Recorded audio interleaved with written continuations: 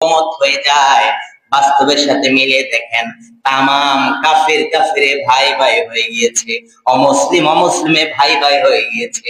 যত ইহুদি খ্রিস্টানের দলেরা ঐক্যমত পোষণ করেছে, আর মুসলমানরা এখন জর্দন ঝুনকো বিষয় নিয়ে লড়াই করছে। বিশ্বনবী বলছেন তামাম কিয়ামতের পূর্বে তামাম বিশ্বের ইহুদি খ্রিস্টানেরা অমুসলিমরা ঐক্যমত পোষণ করবে, তারা এক ইসরায়েলের দালাল হয়ে যাবে, ইসরায়েলকে ভয় করবে। বিশ্বনবী বলছেন 1500 বছর আগে। বাস্তবে মিলিয়ে দেখেন আপনি, হুবহু মিলে যাচ্ছে। বর্তমান যদি ইহুদি খ্রিস্টানের দলেরা অমুসলিমের দলেরা আছে, তারা সবাই ঐক্যমত হয়েছে। ইসরায়েলকে তারা নেতা মনে করছে, ইসরায়েলকে তারা বড় লিডার মনে করছে, তারা ইসরায়েলকে লিডার মনে করে ইসরায়েলকে ভয় করছে। অথচ ভয় করার কথা একমাত্র কাকে? যে মুহূর্তে আমাদের আল্লাহকে ভয় করার কথা, সেই মুহূর্তে তামাম পৃথিবীর আল্লাহকে ভয় না করে ইসরায়েলকে ভয় করছে। অথচ ইমানদারদের ভয় করার কথা ছিল স্বয়ং আল্লাহ রাব্বুল আলামিনকে। যদি এই ঈমান নিয়ে ইমানদাররা শুধু আল্লাহ তাআলাকে ভয় করত, তাহলে আজ এমন অরাজকতা বিশৃঙ্খলা সৃষ্টি হতো না। আল্লাহর ভয় অন্তর থেকে উঠে গিয়েছে, বিদায় আজ গোটা বিশ্বের মধ্যে মুসলমানরা জুলুমের মধ্যে শিকার হচ্ছে, নির্যাতিত হচ্ছে, নিপীড়িত হচ্ছে। এর কারণ হলো একটাই, আল্লাহর ভয় বান্দার অন্তর থেকে উঠে গিয়েছে। বিশ্বনবী বলেন, গোটা কাফের বিশ্ব যদি এক হয়ে যায়, তারা যদি এক হয়ে ঐক্যমত হয়ে যায়, তারপরেও আমি আল্লাহ রাব্বুল আলামিনের পক্ষ থেকে সাহায্য করে আমি শামবাসীদেরকে হেফাজত করব। আল্লাহ রাব্বুল আলামিন বলছেন, আমি আমার ওই একটা দলকে হেফাজত করব, যারা বিশ্বনবী বলছেন যে আমার উম্মতের একটি দল কিয়ামত পর্যন্ত তার হকের উপর থেকে লড়াই করবে।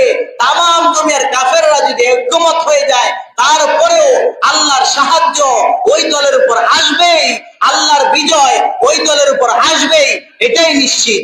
এটাই বলেছেন আল্লাহর হাবিব সাল্লাল্লাহু আলাইহি ওয়াসাল্লাম। হ্যাঁ, আমরা যদিও দেখছি এখন বাহ্যিক দৃষ্টিতে তামাম বিশ্বের মুসলমানরা এখন মাইর খাচ্ছে, নির্যাতিত হচ্ছে, নিপীড়িত হচ্ছে। বিশেষ করে ফিলিস্তিনে, গাজার মধ্যে যেভাবে মুসলমানদেরকে জুলুম, নিপীড়ন, অত্যাচার চলছে, বিশ্বনবীর ভবিষ্যৎবাণীর সাথে একেবারে হুবহু মিলে যাচ্ছে। অচিরে আল্লাহ রাব্বুল আলামিন ইমাম মাহদী আলাইহিস সালাতু ওয়াস সালামকে পাঠাবেন। আল্লাহ রাব্বুল আলামিন মাহদীকে পাঠিয়ে মুসলমানদেরকে বিজয় দান করবেন। সাহাবারা প্রশ্ন করলো, ইয়া রাসূলুল্লাহ, ইয়া হাবিবাল্লাহ, ওগো নবীজি, আপনি কোন অঞ্চলের লোকদের কথা বলেছেন?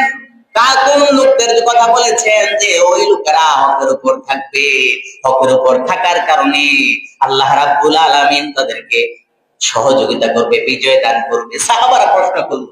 আপনাদের মনের মধ্যে প্রশ্ন জাগে না? সাহাবারা প্রশ্ন করলে, ইয়া রাসূলুল্লাহ, আপনি কাদের কথা বলছেন?